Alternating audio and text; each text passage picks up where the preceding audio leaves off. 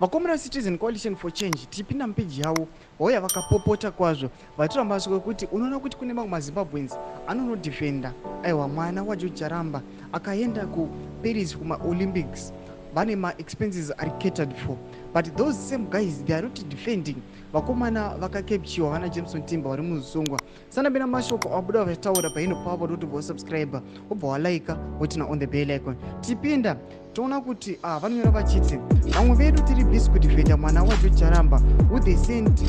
on an all expenses paid vacation to the Paris Olympics, yet we are completely silent about the 70 plus youths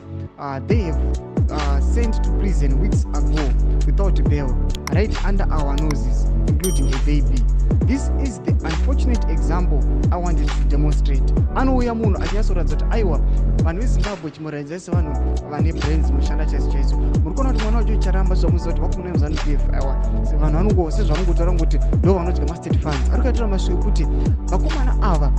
vari kuenda on a vacation, ma-expenses are catered for, vanongoenda vongonoenjoya, but muri kumudefenda, yet you are not defending vamwe venyu vakasungwa vasina kana mhosva yavakapara kana zvavakaita,